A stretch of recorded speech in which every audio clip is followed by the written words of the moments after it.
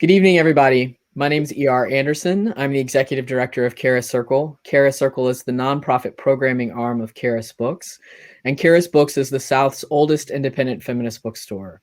We are so honored to be here with two of our favorite writers, Rebecca Solnit and Ulla Biss, to celebrate Rebecca Solnit's newest book. Let me introduce first Ulla Biss, who will be our interviewer tonight. She's the author of 4 books, most recently, Having and Being Had.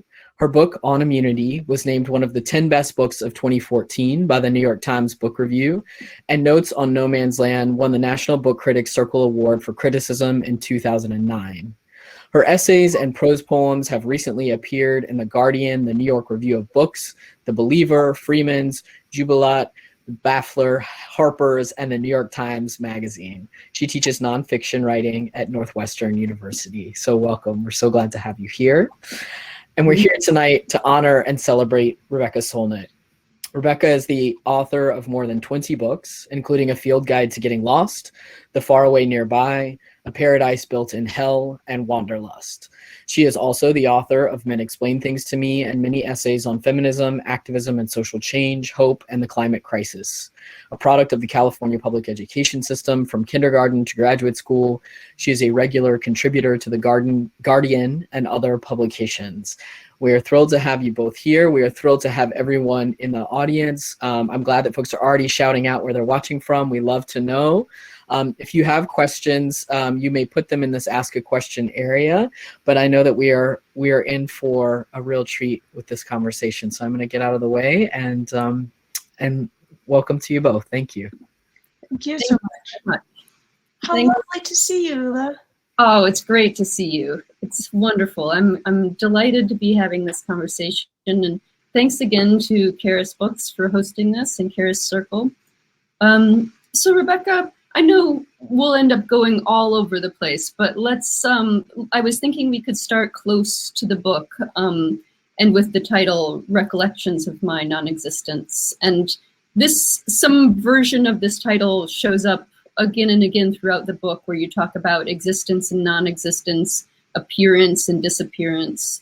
On the very first page, you write, I was trying to disappear and to appear, trying to be safe and to be someone, and those agendas were often at odds with each other. So I wondered if you could talk a little bit about that friction between appearing and disappearing. You're writing about a long period of time in which you're appearing as a writer, appearing as a public figure, appearing as a voice, but also throughout this period of time, you're trying to disappear yourself as a woman, trying to hide your existence to remain safe on the streets, being minimized by others as well. I wondered if you could just talk into that friction between the appearing and disappearing.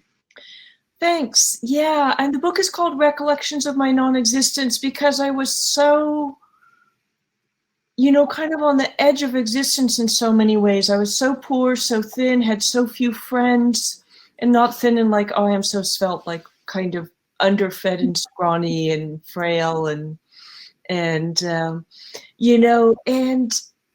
I think I faced something so many young women face, which is if you show up, if you call attention to yourself, if you go out, if you try to connect, there's a lot of dangers connected to that, including the ultimate danger of being raped and murdered, which was happening to people all around me.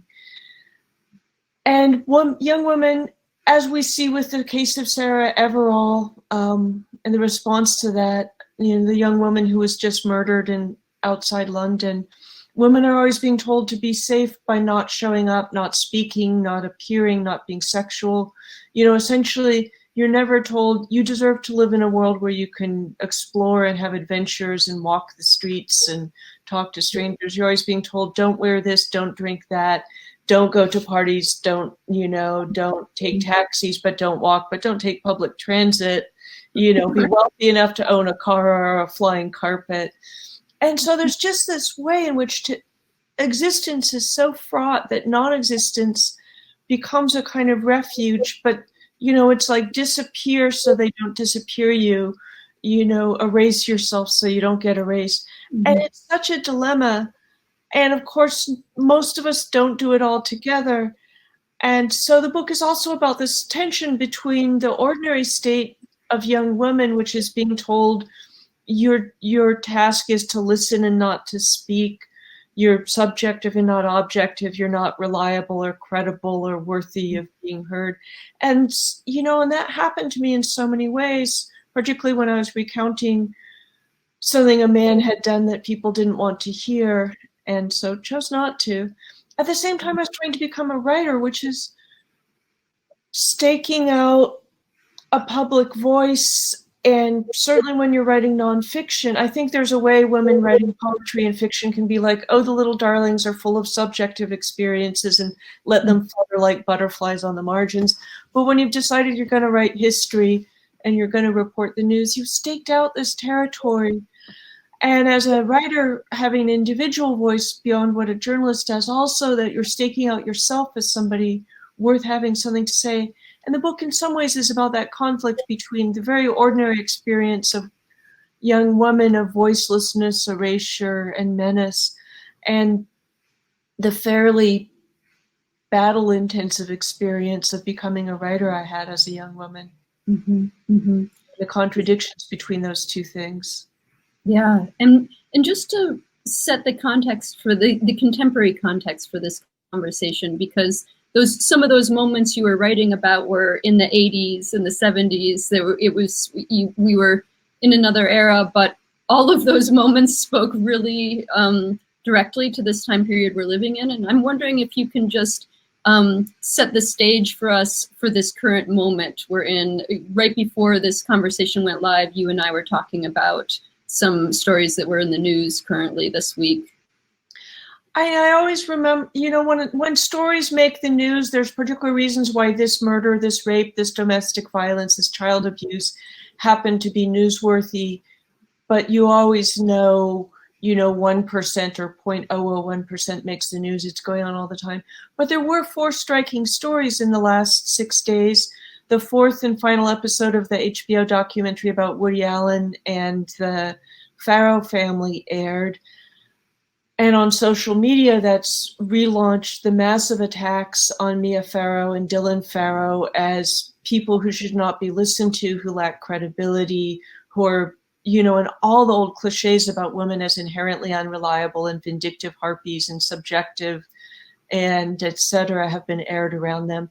Then on Monday, I think her name is Taylor Lorenz, a journalist at the New York Times focusing on technology, said for International Women's Day, which was Monday, that the amount of online harassment she's had has destroyed her life. And Glenn Greenwald, a noted misogynist, immediately began to mock her. And Greenwald's the kind of person who has the kind of troll following that where he goes, a lot of people follow, including, as it happens, his close friend Tucker Carlson, who immediately started to attack her on Fox News. So a woman saying she's being attacked, online led to 2 men orchestrating a lot more attacks on her than, both by themselves and by all the people who take their orders from them. Then on Wednesday, I believe the alleged murderer of Sarah Everard, a woman who disappeared while walking home a couple weeks ago, was arrested and turned out to be a metropolitan policeman,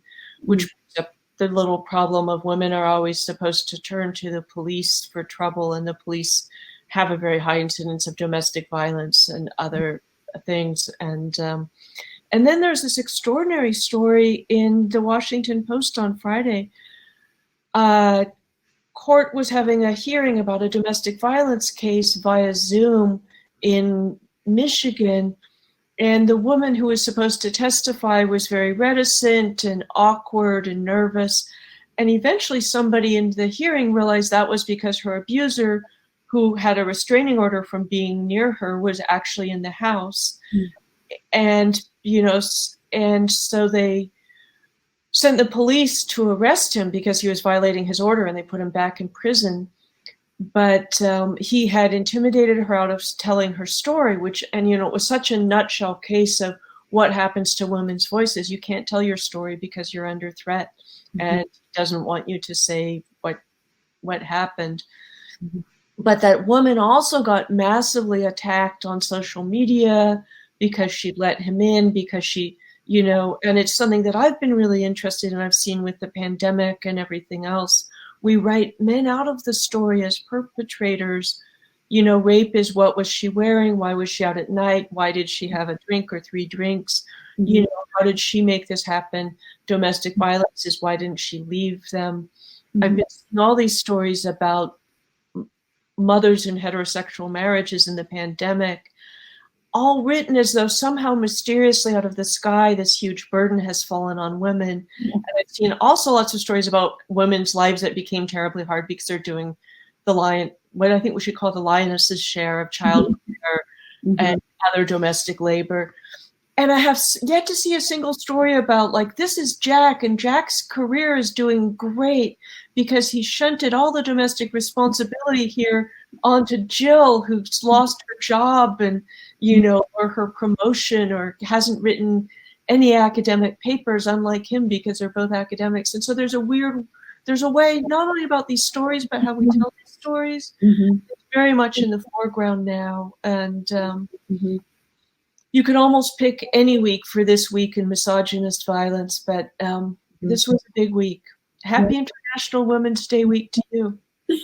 I know. It's, one of the things that that I love about your writing in general, but particularly this book, is the way you capture the psychological realities of being a woman. And I felt it was really, I felt like I better understood my own psychological realities by reading through yours. But you have a beautiful passage that begins with you writing about your desk, and the desk that you've written on for many years. And you go through all the writing, all the different kinds of writing that you've written from and at this desk over many, many years.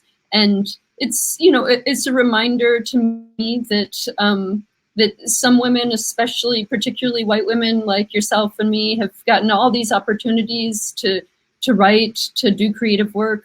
But where that passage leads eventually is to a paragraph where the next paragraph you tell us that the woman who gave you that desk was stabbed 15 times by her ex-boyfriend. And for me, that captured, again, the duality of the reality of our existence and non-existence, I guess, is this, yes, we get to write, we get to speak, and then we have constant reminders of threats, and we see women around us hurt, damaged, killed. So that isn't a question, I guess. I'm just that's an appreciation. Yeah, but it brings up so much, because some of us are lucky enough to be able to speak, to write, to publish, to be heard, to have a platform. But there's also, even for people who do, and this goes for men as well as women, there's often unspeakable stories people don't want to hear. The cost of telling them is high. The trauma is hard to unpack. And, we've undergone this extraordinary thing in the last almost 10 years, this new kind of lurch forward of feminism that began with campus anti-rape activists around 2012, the Steubenville rape story in Ohio, and I think the rape, torture, disembowelment, murder of Jyoti Singh in New Delhi, and the end of 2012. The response to those things, there was more room to talk about them, room for other stories to emerge, room for women to talk about how we're impacted by what happens to other women, because it happens, because there's some kinds of murder that happen because, you're in the drug trade, you're in the mafia, you're whatever. There's some sense where the people selected danger, you get shot at when you're in combat in the military. But the way in which just to be a woman is to be in a combat zone you can't withdraw from. And the unspeakability of those stories, and so much of what was interesting about that Me Too moment is how old some of the stories were. Suddenly there was a room in 2014 with Bill Cosby, in 2017 with Harvey Weinstein, and other stories keep coming forward. We're hearing them about Governor Cuomo, who I left out of my list, on his are just harassment and debasement and weird power abuse, not violence and sexual assault. But the burden of unspeakable stories And of course, my friend who was almost murdered, I didn't use her name because, at her request.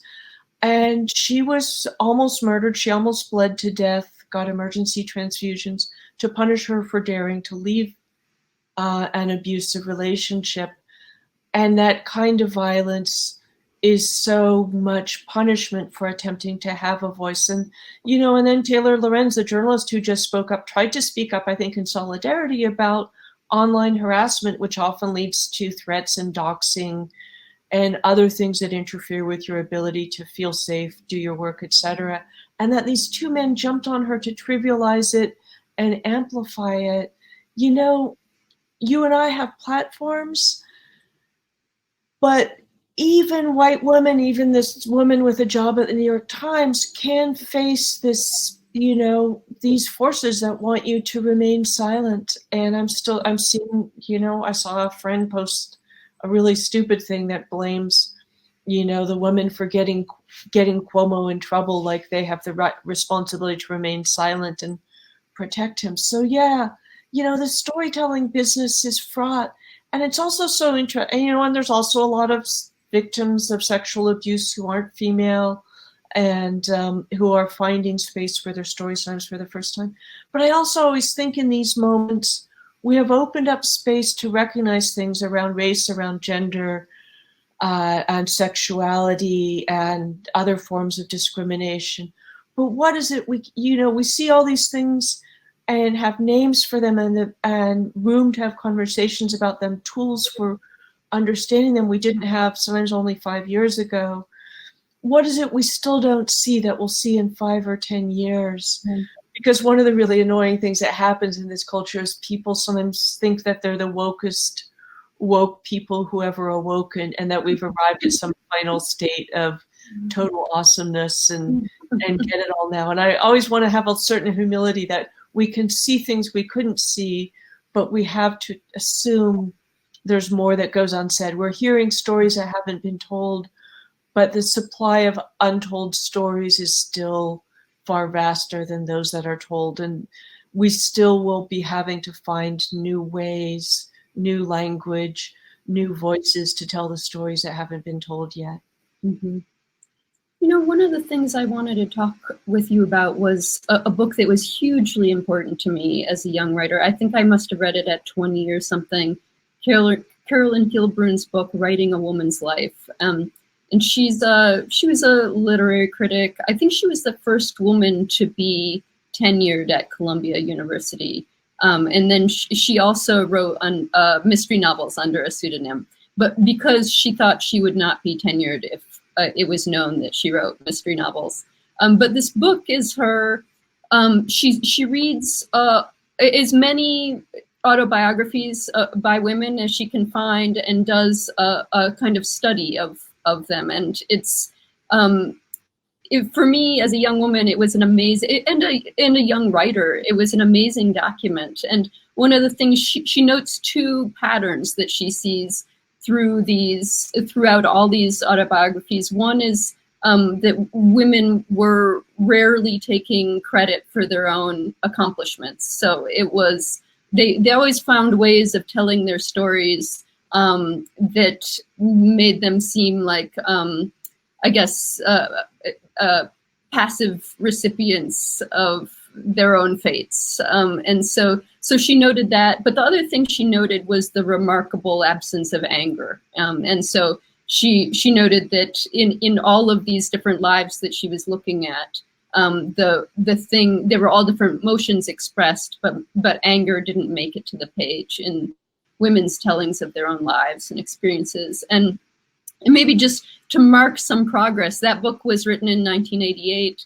And one of the things I appreciated in your book was, I wouldn't even call it anger, but there's outrage around when you tell stories of the kinds of things that happen to women every day, at work, walking down the street, coming home from a bar, in all different circumstances. Some of your experiences with publishing and with even being acknowledged by an editor or publisher.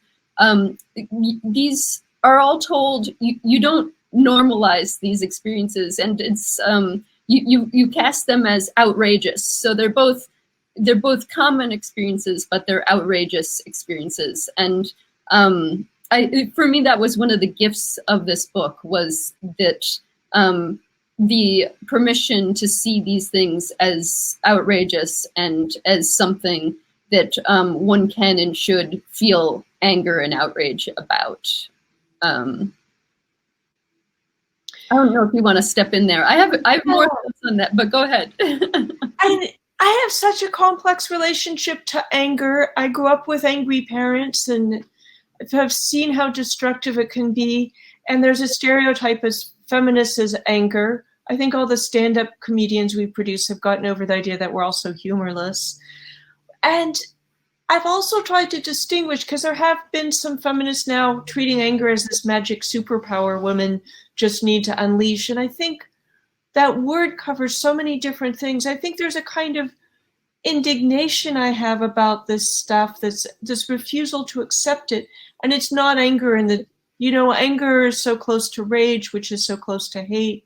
Mm-hmm. There's so many, we mean so many different things. Mm-hmm. There's another kind of defensive indignation I've seen on the part of a lot of activists that I think is motivated by love. No, you will not cut down this forest. No, you will not deport these children.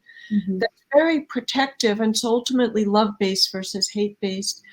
But I think part of what I was trying to do is denormalize things, because there's a way we normalize a lot of terrible things that happen, and they're often kind of minor individually, but they add up. And if you're always talked over at meetings, there's no one act of being talked over that's horrific. But if you've never been able to be a full participant in your intellectual life, like if you're a young academic female or something, Men Explain Things starts out with what we'd probably now call microaggressions, a man explaining my own book to me.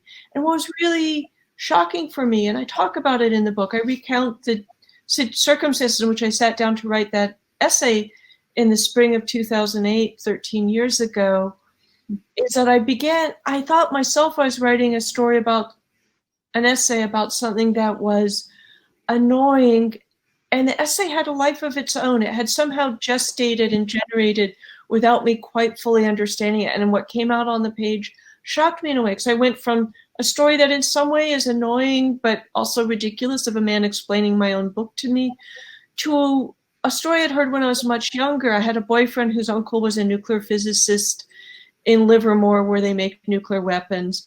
And one of their neighbors had run out of the house naked in the middle of the night, screaming that her husband was trying to kill her, possibly shouting or yelling, but when you're a woman, it's always screaming. And he told it as a funny story. And I said, how do you know he wasn't trying to kill her?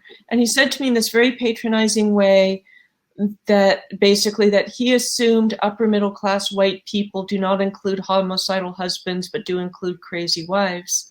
Mm-hmm. And of course, the most logical reason why someone runs out of the house in the middle of the night screaming someone's trying to kill them is because someone's trying to kill them.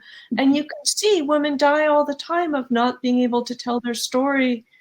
And this being talked over can mean your expertise when you're a doctor, in an emergency.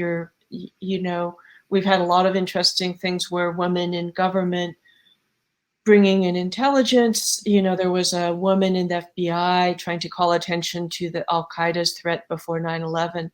That being discounted can be a matter of life or death. So I tried to denormalize things, and and also to connect things, because one of the things that we've often almost let this legal system treat all these different experiences as very separate. And obviously I have been accused by anti-feminists, like all feminists, of having no sense of proportion. We understand the difference between being murdered and being shut down in a conversation. But the annihilatory desire to prevent somebody from having a voice, being a participant, exercising their rights and self-determination, telling their own story, can be very related. My friend was almost murdered for daring to exercise self-determination, set boundaries, do what she needed rather than what he wanted. And, and you see it at different scales. So the denormalization, I tell several stories in the book where almost the worst thing isn't that something happens to me, but that then I try and tell other people about it and they discount it, they don't believe me. And it happened in publishing as well. And, where it wasn't criminal or sexual behavior, but it was somebody attempting to squelch me, and I couldn't get other people interested in what was happening there. And the response was, again, and we have all these stereotypes of women that are so used to prevent women from speaking and being heard. I would say, I had actually, to tell the story, I had an horrible male publicist at my second publishing house, Sierra Club Books.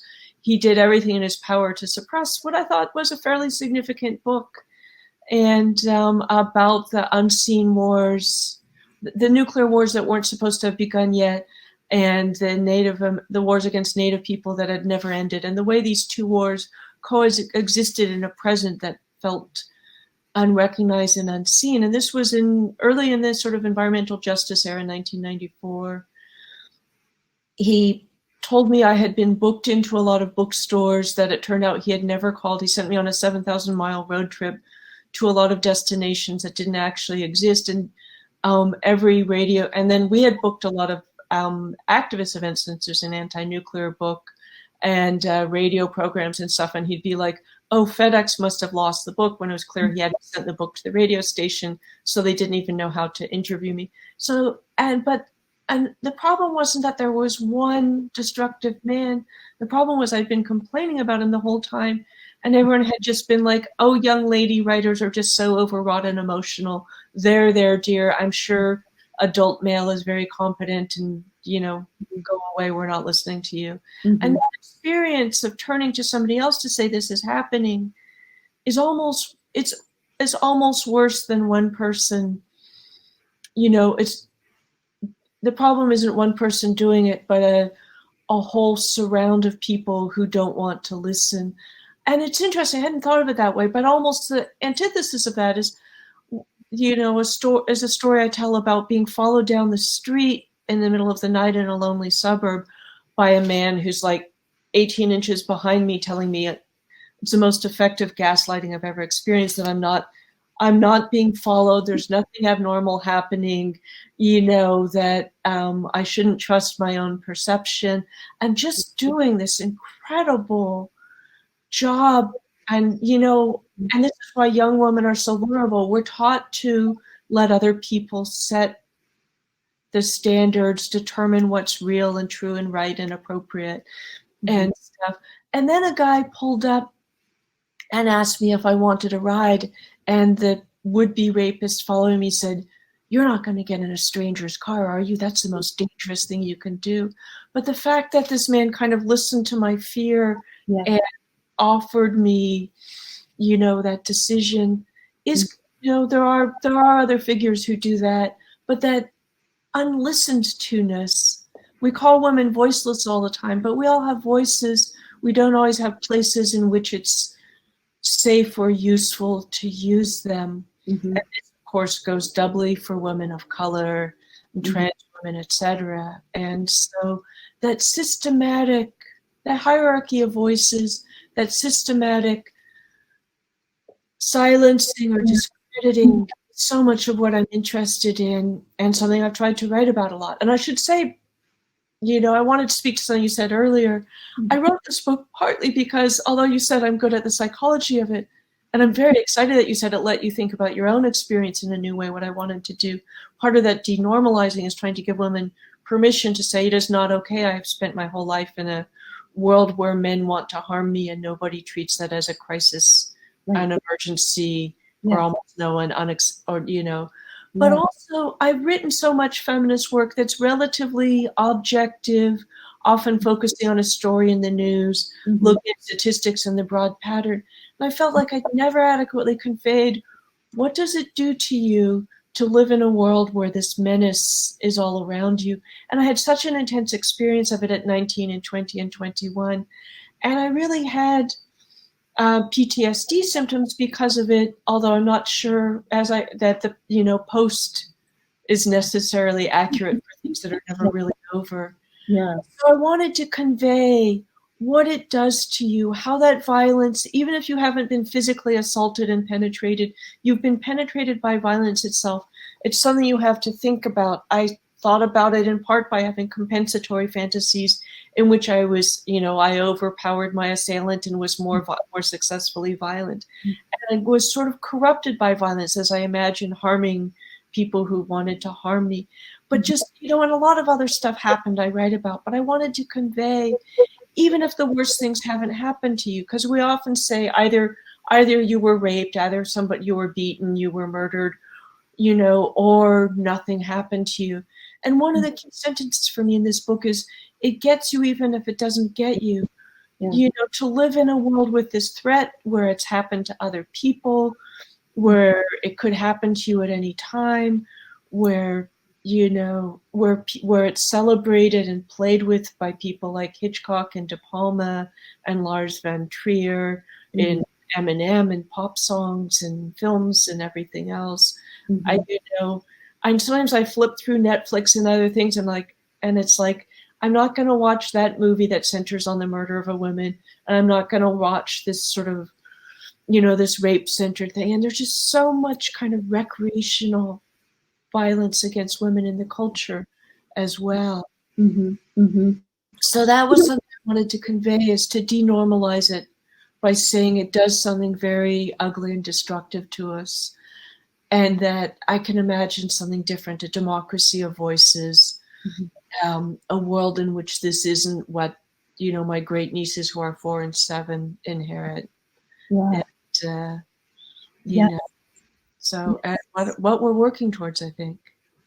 And the word that you use towards the end of the book repeatedly that was really clarifying for me was credibility. You used it a few different times, and I thought as I was reading, I was like, yeah, that's the word that feels really meaningful to me in my experience and in my work life, in my everyday life. It's not that I don't have a voice, it's that my voice isn't seen as credible. It's if, for instance, I think that something wrong is happening in the workplace, that's not seen as a credible complaint. But even, even my interactions with fact checkers sometimes are charged with this, where I'm not, in a professional setting, I'm not seen as a credible source of information. And I can sometimes feel my water getting hot around fact checking because for that reason, I think because I feel like my credibility itself is again being challenged, and it's just so exhausting.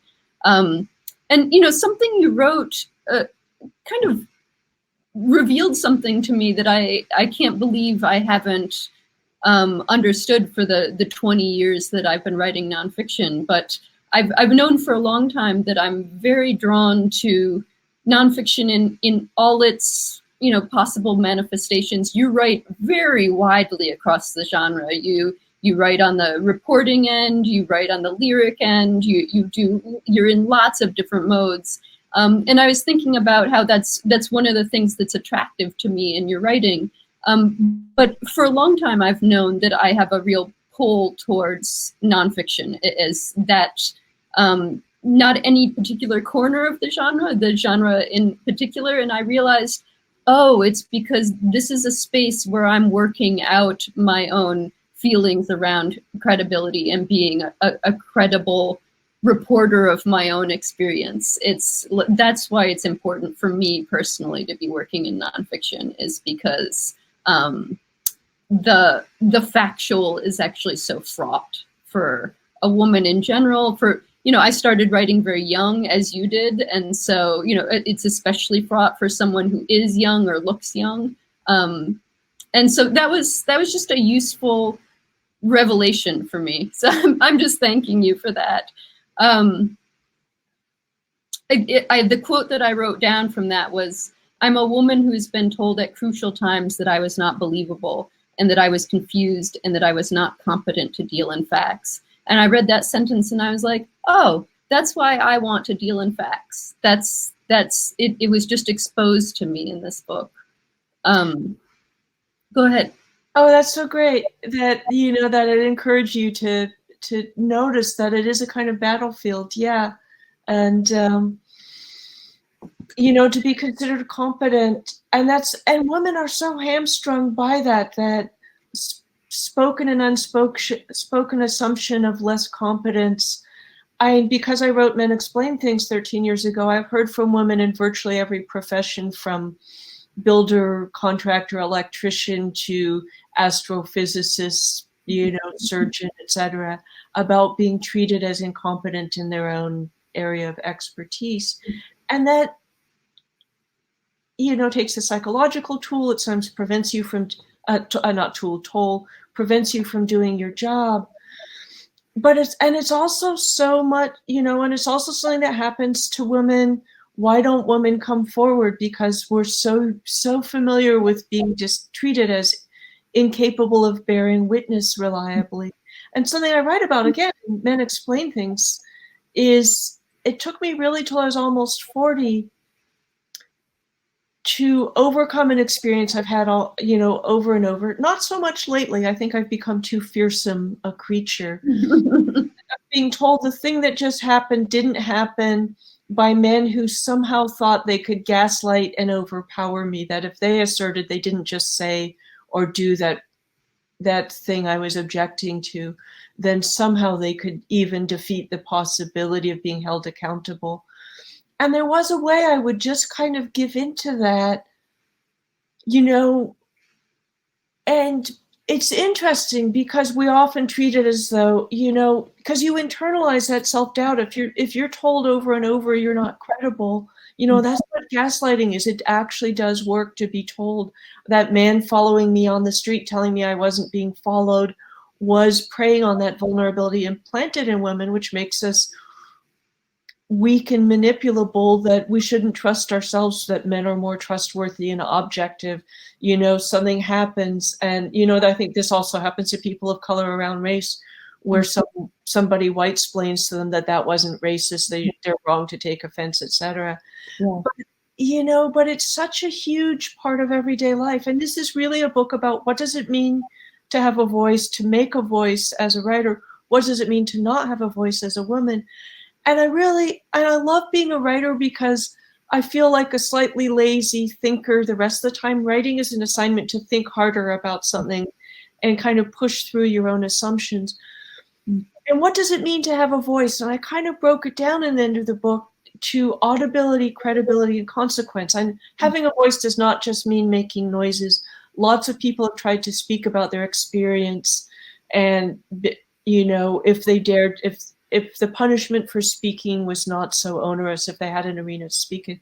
But first of all, you need audibility, which is you need to be safe enough to speak. You need to have an arena in which to speak. And we know people of color and women were not given full legal, still in some ways with people of color, full participation in political and legal systems are literally not represented in a country that's never had fair demographic representation in government.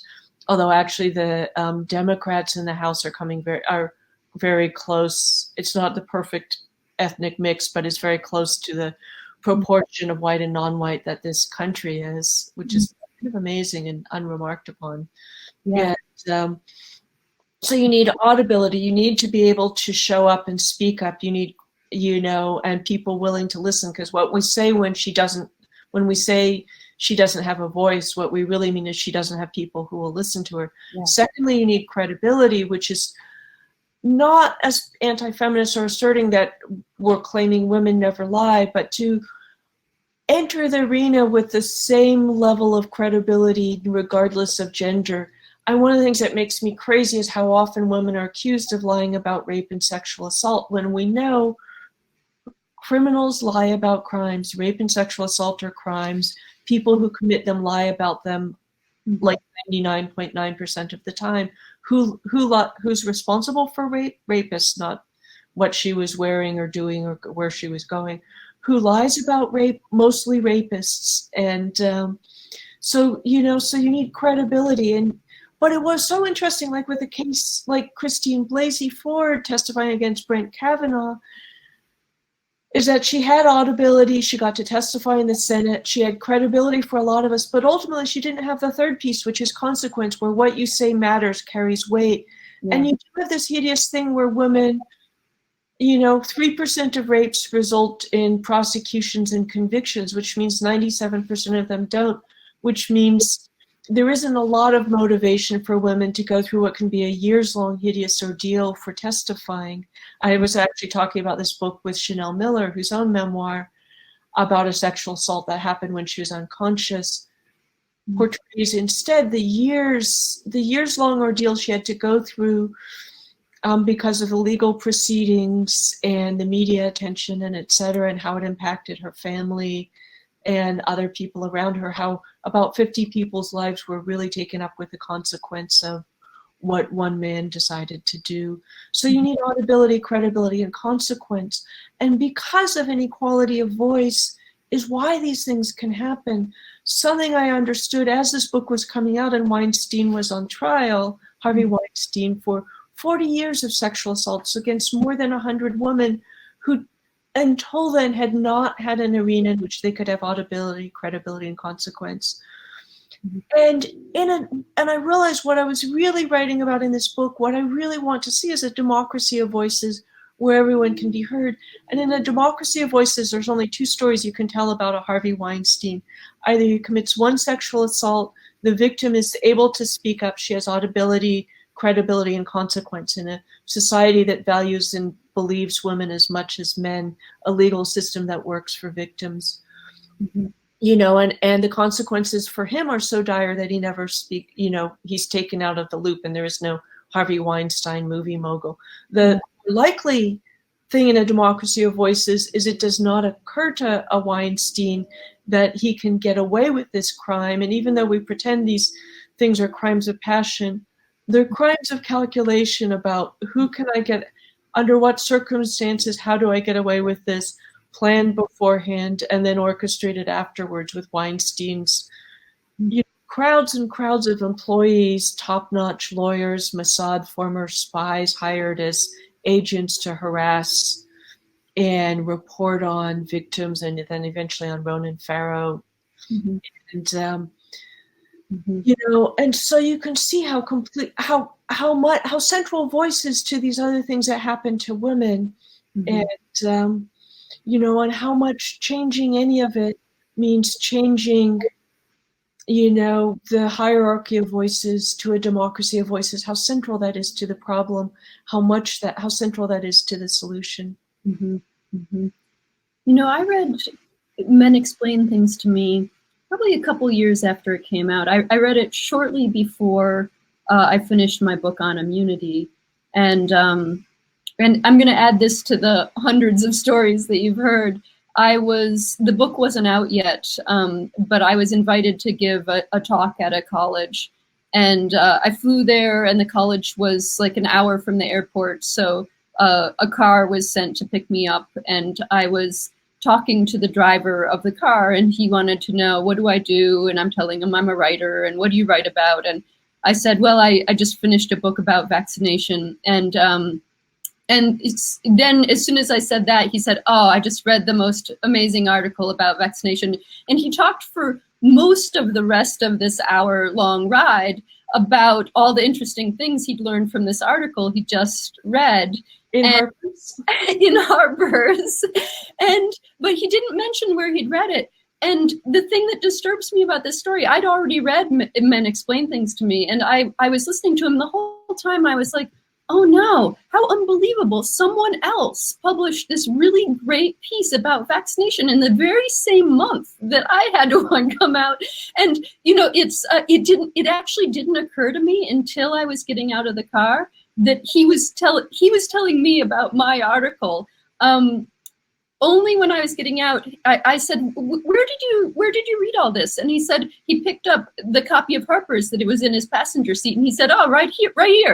And I thought, as I got out, I was like, oh, That was me. He was telling me about my writing the whole hour-long drive.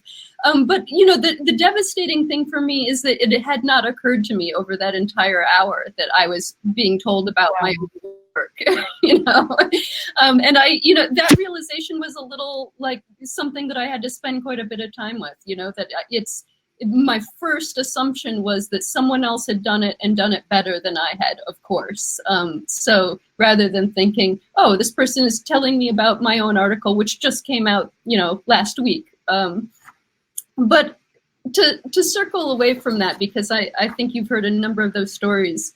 Or did you want? I do want to say something about it, because I was the same with the guy telling me about the very important book about Muybridge that he had only actually read the New York Times review of, which is, we are so trained in this kind of ingenue deferentiality that I actually thought, did another book about Muybridge come out that somehow I missed, and which seems really unlikely, but there was just this way. And it's interesting because it's our handmaidenly training to grant men the stage because we grant them credibility.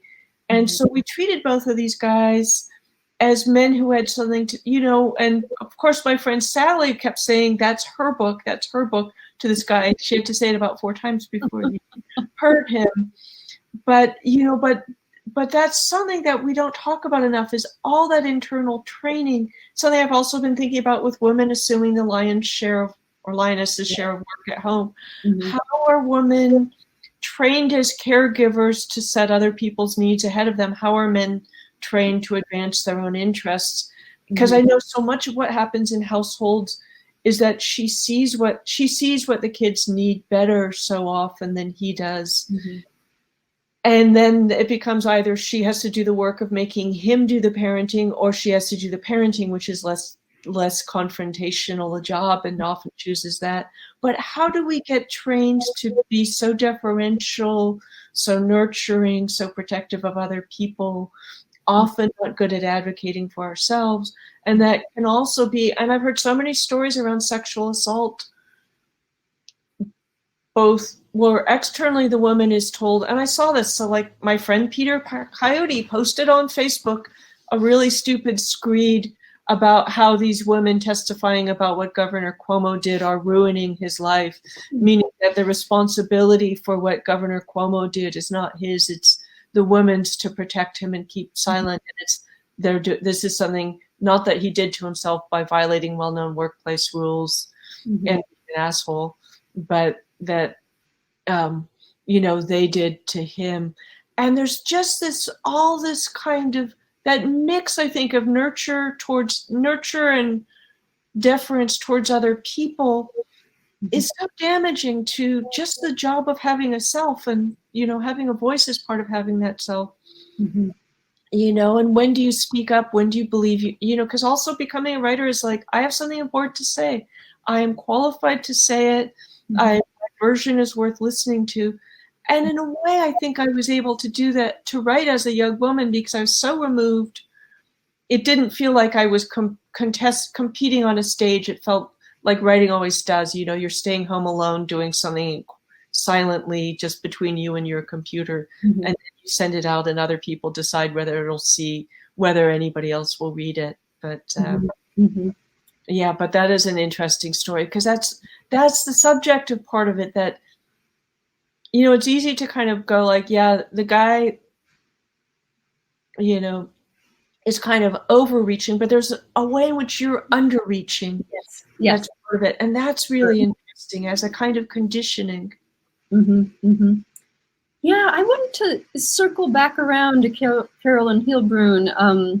And there's a very interesting balance that you're striking in this book that I wanted to talk about, in that Heilbrunn's book came out in 1988, so this is before the advent of what we used to call new memoir, but what we now just call memoir. And you probably remember well what the response was to, in the late 90s, early aughts, a flood of, or what was perceived as a flood of memoir by people who were other ordinary people, many of them women, people of color, queer writers. But this was taken as a very threatening phenomenon, right? Before new memoir, the old model of memoir was that only someone who was a public figure would write their memoirs. So an ordinary person would not necessarily write their memoirs or not be expected to.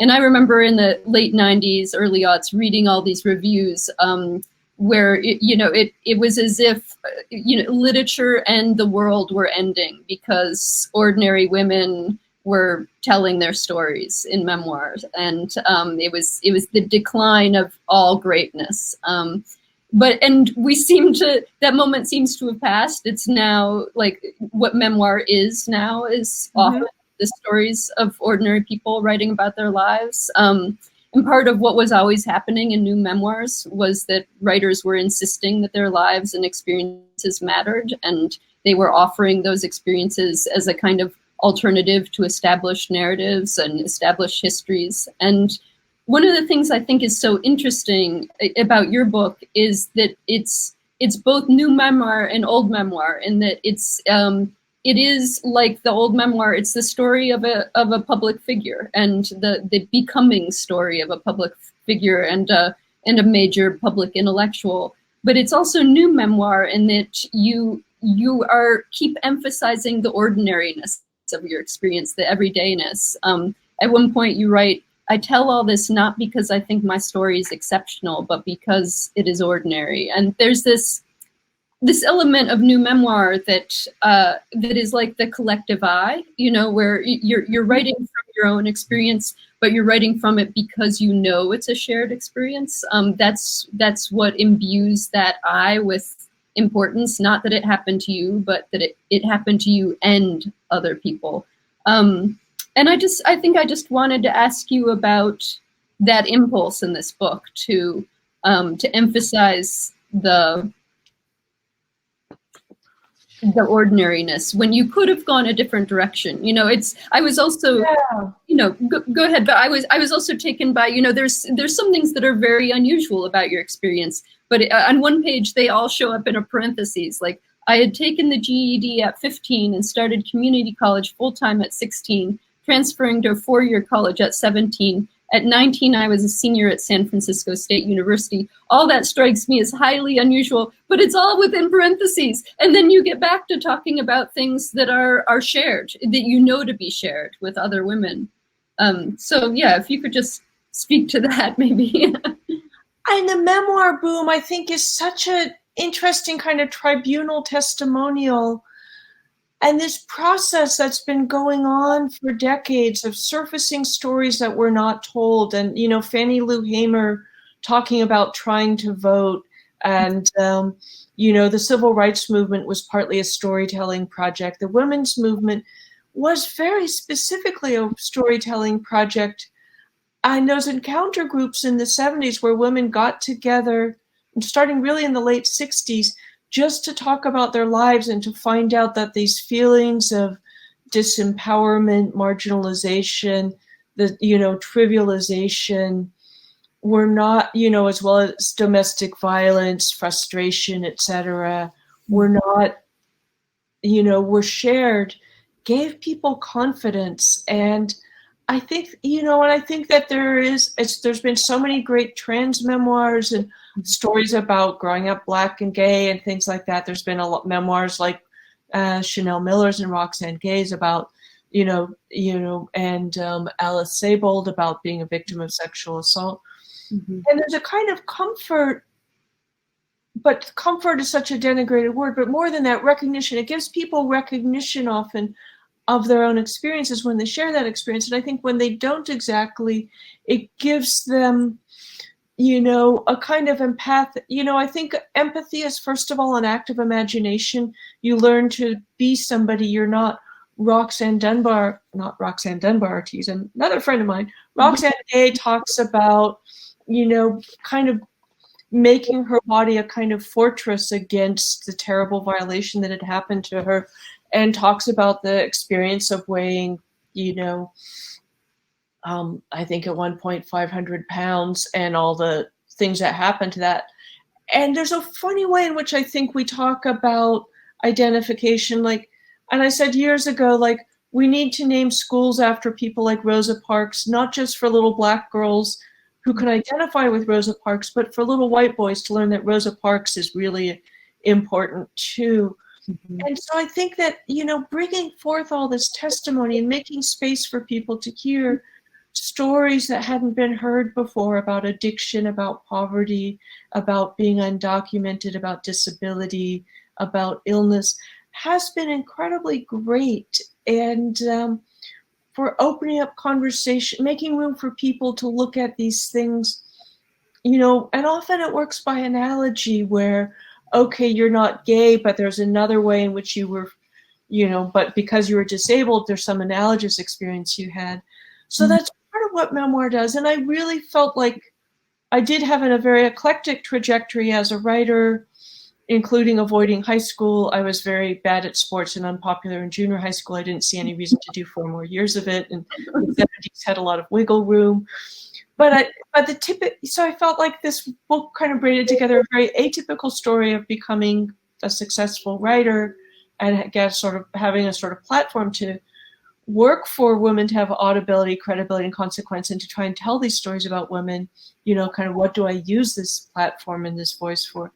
But also a very ordinary experience that, you clearly shared, and that I think almost every woman shares of there not being room for her, and in a way that's specifically gendered, being told you can't go out at night, you can't go, you can't go camping on your own, you can't drive across the country, you can't because you're female, and all the more subtle things you can't do. You can't speak up at meetings, you can't tell that guy he's wrong, he'll take it from a man but not from you because he wants you to be deferential.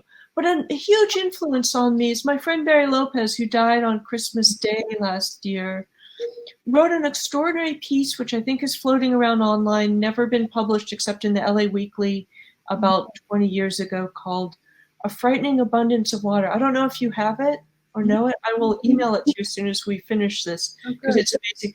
But it's this lyrical essay about growing up in the San Fernando Valley in the post-war era, and a terrible essay about being serially raped for years by a friend of the family who was granted. Yeah, I did know that. About it in a very different way. Years later, he wrote a much more grim and graphic version of it in Harper's. That's the one I read. Yeah, but the earlier piece, and it felt like he really wanted to give it to Angelinas because there's so much about the place. And one of the things he did that felt extraordinarily generous, because there's a way often we're encouraged in this culture where we're told we need to be special and exceptional to matter, is he conveys somehow that although this thing that happened to him was extraordinarily damaging and terrible and shameful for him, it was a really ordinary experience. He knows it happens to a lot of people. And the generosity of that I thought was so interesting. I also felt Barry, writing it at this point in his life, was saying, it didn't stop me from doing extraordinary things, but it hurt me profoundly. Yeah. But then also he talks about what saved him in a way is that he had homing pigeons in this beautiful landscape in that era, when children were free to roam unhindered, before all the children on the back of milk cartons in the 80s convinced parents that free-range children couldn't exist anymore. So he also writes about, not only, because also we often break those things up, and it is an interesting thing, what sustained you? And one of the most potent passages, which I quote in Hope in the Dark for me, is Primo Levi quoting Dante in Auschwitz. And it's, and this sense of, what did Dante write this poem for? What does a poem do? Maybe somebody's going to recite it 700 years later, and it will give him and the person he's reciting it to a sense of their own humanity and dignity back. So Barry does that as well. And it really, more than almost anything, has modeled for me how to write about these things. And he wrote it in a way that was also very feminist, that recognized that women are much more often victimized in these ways. But I thought all that was very interesting. What sustains you? How do you somehow, get through? I think there's also an assumption in this culture, because therapy culture, as I call it, has given us this fantasy of the happy, perfect family in which we suffer no damage. And we're always being told to hold the imperfectness of our life up against perfectness of it. I think there's a sense, Barry, and some of the spiritual teachers and Buddhists I know, Cheryl Strayed, that all of us are damaged, that human is to be damaged, to be broken, as Cheryl puts it, in some way. And that the job isn't to be unbroken, which is trying to make the movie run backwards and striving after the perfect that's enemy of the good, but to maybe to learn from it, to find the place where people don't want to break you, to maybe find how it guides you in some way to do your work. I'm both in the end I talk about that Japanese kintsugi, that Japanese ceramics where they take a broken piece and they glue it with gold so that you don't hide that it's broken, but you make the wound golden and make the piece beautiful in a different way than it was. And that felt powerful for me, talking about all this. One of my colleagues, Nami Moon, she's a fiction writer. She gave a great talk using that as a metaphor for approaching creative work, which I just loved. Before I go on, I just want to invite the audience to ask questions. There's a little button called Ask a Question that you can put your questions under. It's easier for me if you use that rather than using the chat. But while we're seeing if questions come in, Rebecca, can we talk some genre talk for a second? Yeah. Like I mentioned, you write so widely across what is a very, very broad genre. And you write in this book, one of the very interesting passages to me was you talking about how your early training was in journalism and your early writing was much more compartmentalized. So you did some writing in journalism, you were doing some art criticism, you were doing all the things that show up in other forms later on for you, writing from archives and historical information, writing lyric work, writing some life-based memoir writing. And you have a passage where you talk about desegregating these different areas of nonfiction and finding a voice that can do all of those things in one space. And I'm just wondering if you could talk about that a little bit. With pleasure. And first of all, I used to hate nonfiction because it's the leftovers. It lets fiction be definitive. It's like being called non-white, which makes whiteness definitive. Yeah. In a way, not that the oppression is comparable, but just being defined as the non. Mm-hmm. And then eventually I realized, okay, fiction is this little island with these very specific rules, and it's actually something that comes relatively late in the history of literature as the novel versus plays and dramas and romances and things like that. Mm-hmm. But also nonfiction is sort of everything else. I mean, we get phone directories and manifestos and recipe books and military histories and maps, cartographies. Yeah, atlases and and I love the broadness of it. The kind of, it isn't a genre. It is many, many genres. But yeah, and I'm so old that nonfiction was not being taught in creative writing programs so far as I knew. Plus, also, I was really poor. I left home at 17, and my parents were kind of like, "Hey, you're an adult, send a postcard." And that's also part of this book, is being really poor, and of this memoir. And so I also needed to figure out how to make a living as the world's worst waitress and salesperson. Pink-collar labor never went well for me, fortunately, because it pushed me to go onward. So I applied to the Graduate School of Journalism at UC Berkeley and went there for 2 years. And it was a great training, but they were also very passionately committed to notions of objectivity. Most of them that, postmodernism, which was happening simultaneously in the 80s, was not so taken with. But my best professor in many ways, Ben Bagdikian, would say you can't be objective, but you can be fair. But so I was taught to do what journalists do, which is, this kind of relatively objective, no first person, just, account of what happened, very reliable, trustworthy account of what happened.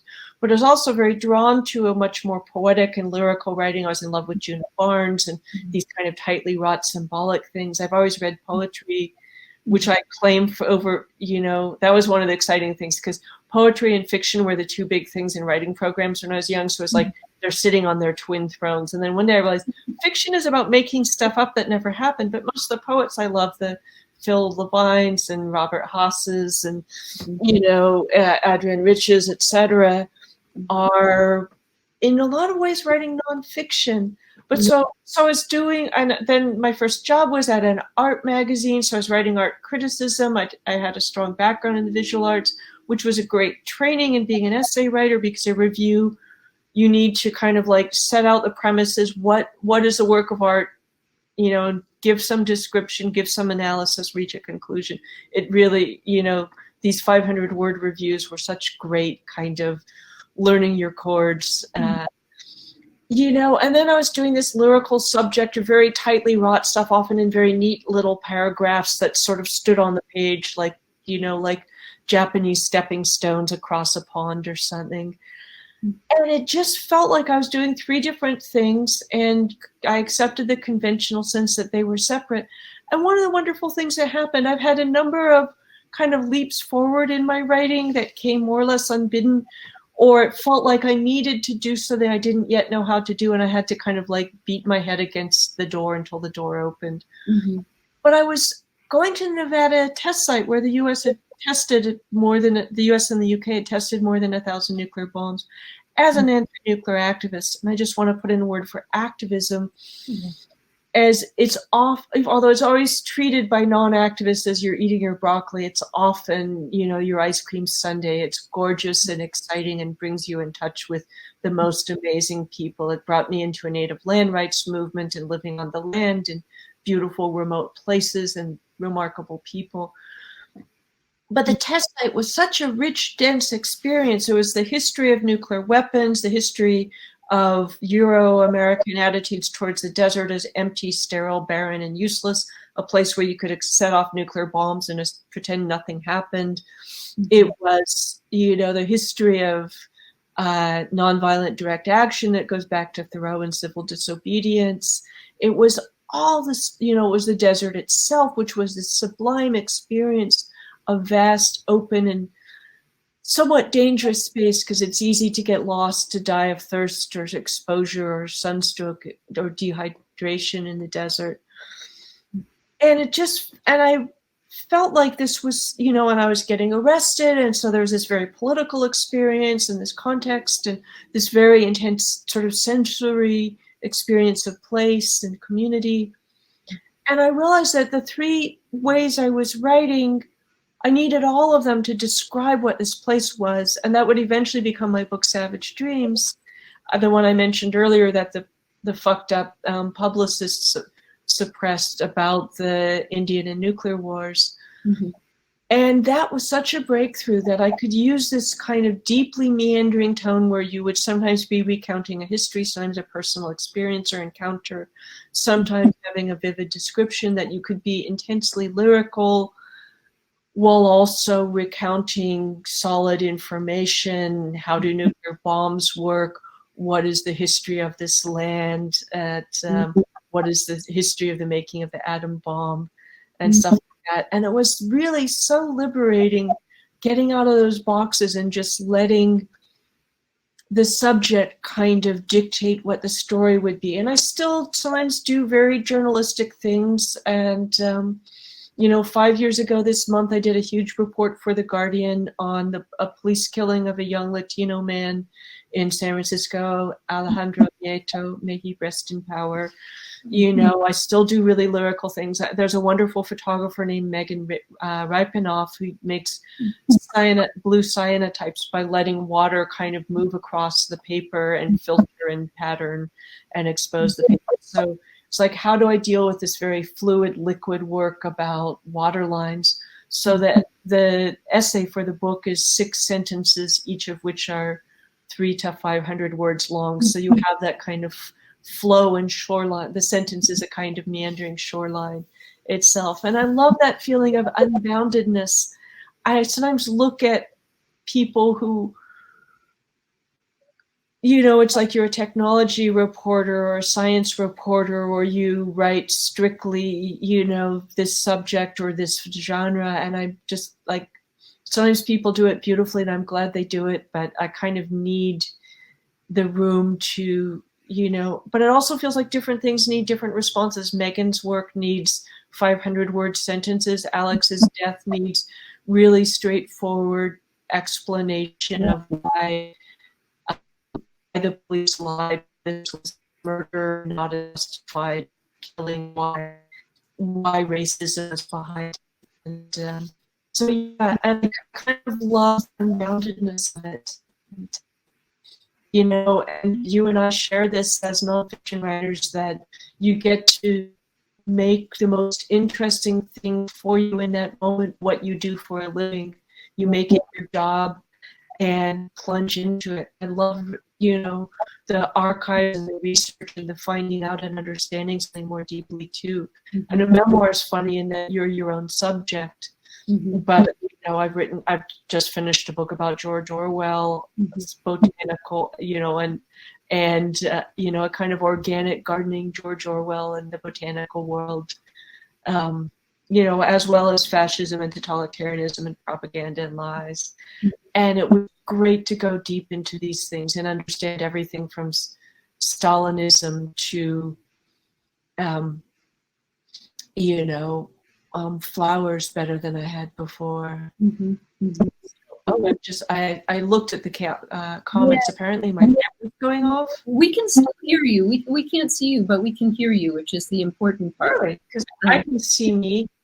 I'm just going to see. I was the only person in the house. My partner has just walked in. How long have I been invisible? Just a minute or two. It's the note from Karis is that it's prioritizing your audio while the connection is weaker. But Rebecca, there's two questions from the audience that are related to your early experience as a writer. There's one from a student of mine, Emma Stein, who wants to know what you wish you knew as a young writer and any advice that you might have for an aspiring woman writer.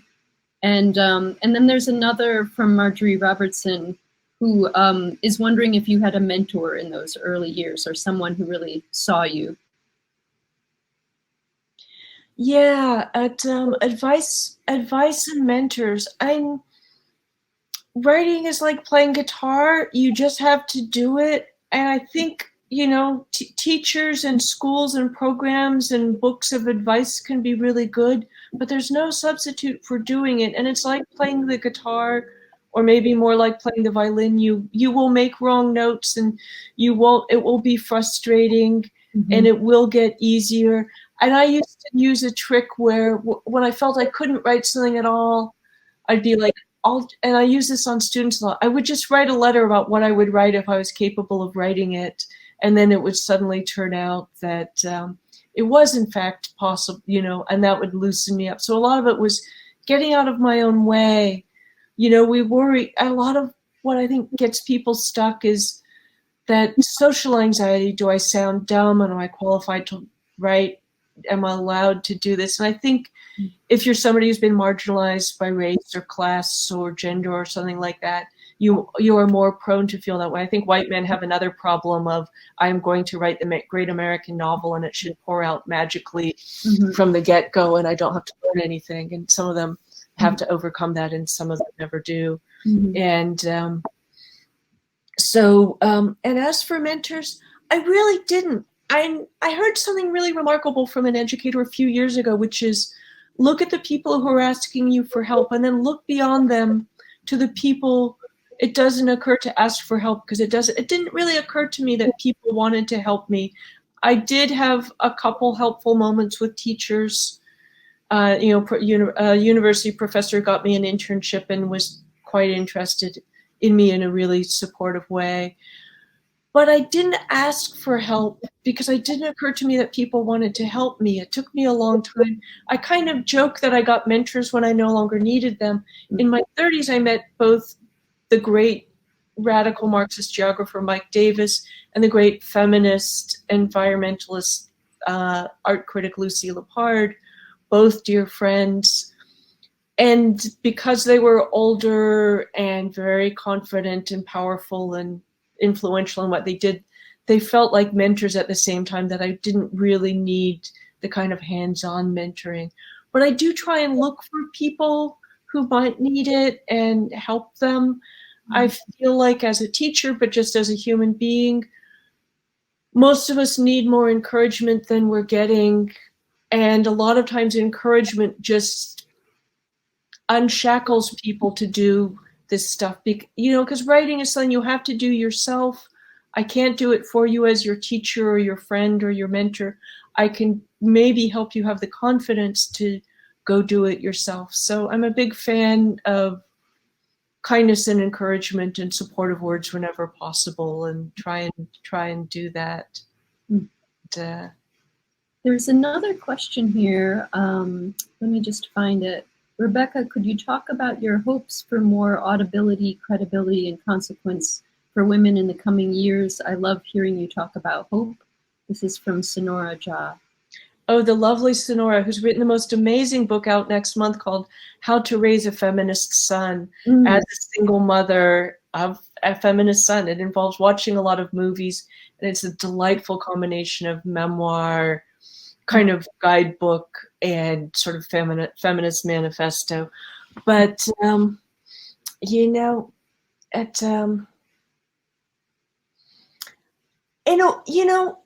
I feel like we lack a good familiar framework for saying things are so much better than they are and they are not nearly good enough.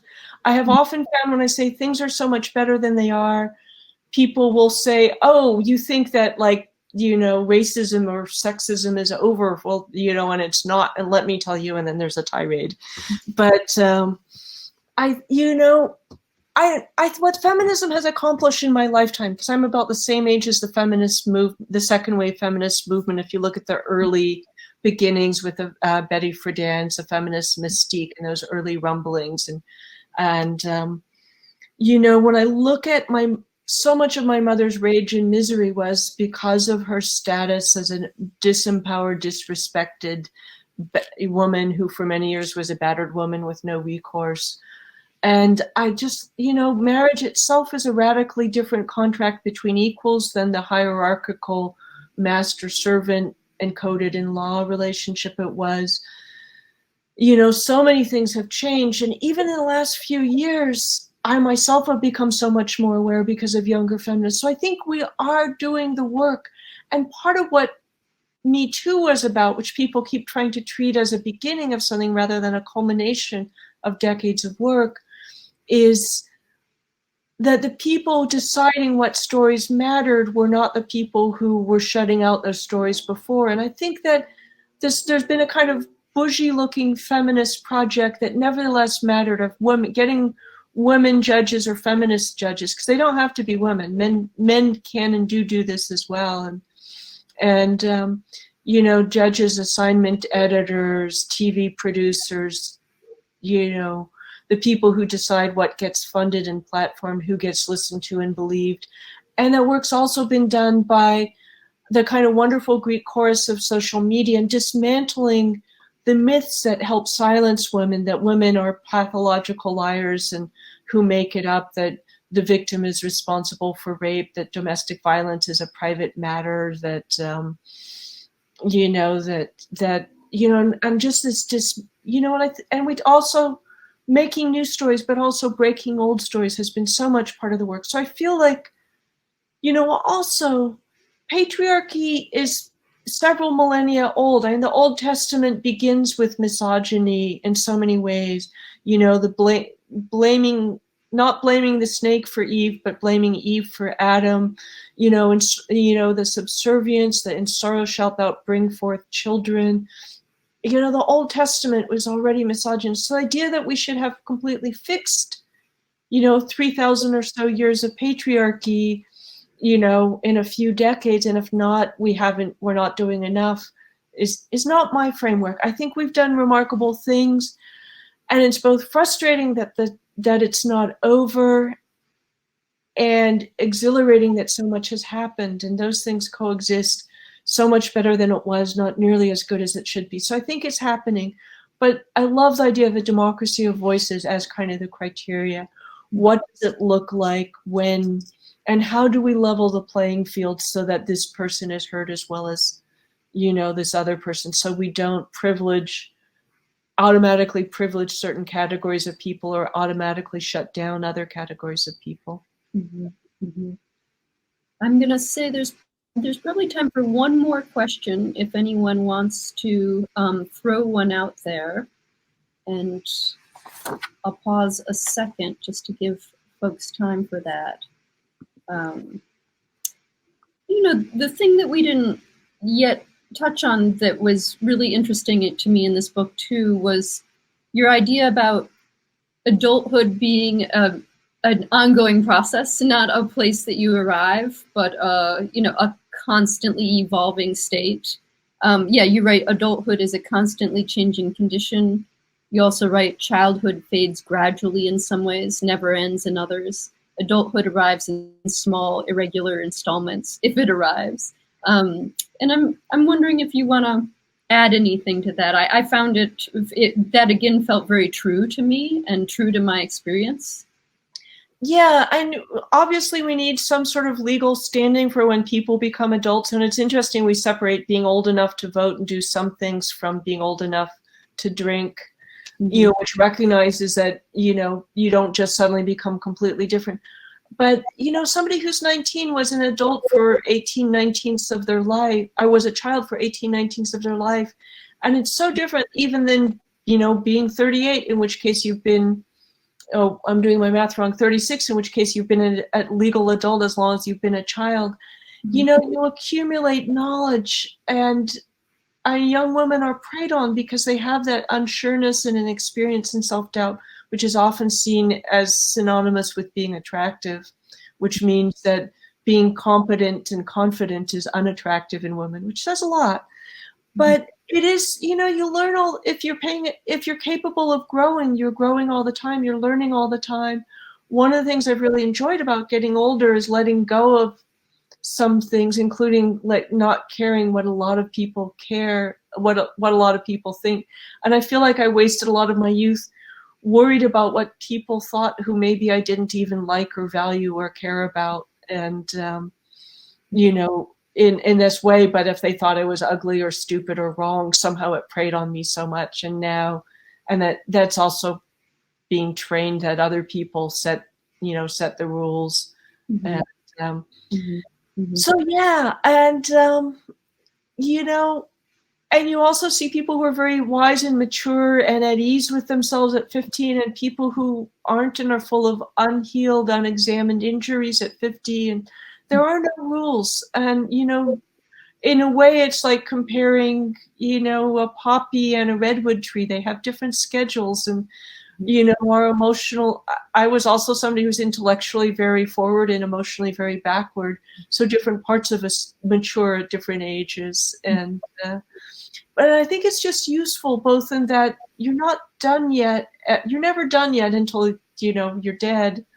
And then even what you've done might still continue to mature and have impact in the world, as so many writers' work has after their death, or people who didn't get heard much in their lifetime, Thoreau, Emily Dickinson, you know, some of the Black oral histories of slaves that are being heard now in the 21st century. And so, yeah, and there's actually, maybe to end, there was a really lovely story in the pandemic, which we haven't talked about, but except this woman being dumped on. But there was that centenarian in Britain who decided to raise money by walking laps with his walker in his yard. He was a World War II veteran who had risen in rank some, and so he must have felt like the arc of his life. Am I visible yet, or am I still blackness? You are. No, you've been back for quite some time. So he must have thought the arc of his life was like the big event was World War II, and then he did something even more impactful than he probably did in the war. He raised like 40 million pounds or something for the pandemic. He got knighted by the Queen, and I loved it because we so often think that your life is slowly fading away and over, and, you know, you're literally retired kind of means like you're done. And in his 100th year, his life had this incredibly dynamic and effective new chapter. And he just passed away. But in the last year of his life, he might have had a bigger impact than any other. And I know actually somebody Lucy Lippard takes care of, if she's still alive. I haven't checked the painter May Stevens, whose first really passionate love affair occurred in her 70s when her beau, who she was separated from, I think by World War II, came back after she was widowed. You know, you don't know when life will happen to you in the best and worst ways. And I've loved seeing these stories of people whose lives changed and collected. I was worried I might be a late bloomer, so I also collected Joseph Conrad, Edith Wharton, Wallace Stevens, writers who really got going in their 40s too. It's a great reminder. I think especially in a culture where there's all this fear around aging, it's a great reminder that there's surprises to be had and great new revelations. I'm finding, like, into my mid-40s now, I'm finding that it's actually like an extremely exciting time. It's, you know, to feel like I've got enough like of the basic stuff down that now I can start to do some of the harder work of becoming, knowing that this is, you know, like you said, a lifelong process. It's such a great reminder. Thank you, Rebecca. And this has been terrific conversation. So lovely hanging out with you, Ula, and thank you everyone who came to watch. And you know, thank you, Strange New Technology, in which I apparently disappeared periodically. Thank you, Sonora, for popping in. And wow, thank you. Thank you, feminism. Thank you, bookstores. Thank you, readers of books, which is what keeps writers of books going. Yes, thank you all. And that reminds me of the wonderful acknowledgments in your book that I thought was just as good as the book itself, where you thank entities other than people, including feminism. And Paris Books is back now. Yes, I just wanted to say thank you both again. This was a total treat and a real gift for all of us. I just dropped links to all of your books. So we are here tonight celebrating Recollections of My Non-Existence, but you both have extensive back catalogs. So if folks have missed any of either of their books, I hope that you will check them out because there's so much richness in both of your backlists. So please dig in. If you're new to either of these writers, I hope that this is a first stop on a long journey and that you'll enjoy both deeply. So thank you so much to both of you. Thanks to everybody who joined us tonight.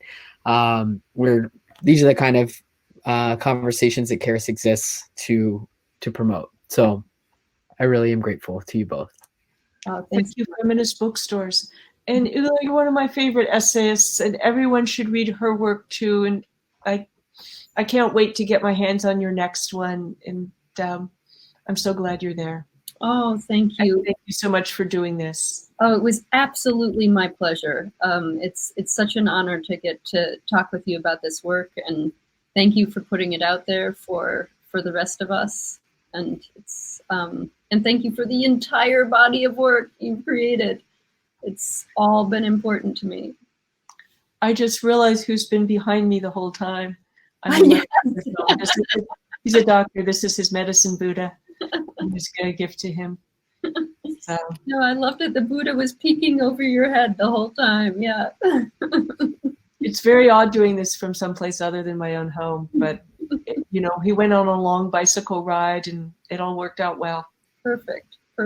And you all got to watch Bay Area light change. It was very bright, and it's now, I think the sun might have set. I was envious of that Bay Area light. Yeah, it's black dark outside my window now. Well, Rebecca, I hope that when travel is possible, I can cross paths with you again. We'll come and have some Bay Area light. It'll be here. Great. That sounds perfect. Yes. Okay. Thank you, everyone. Thank you. Good night.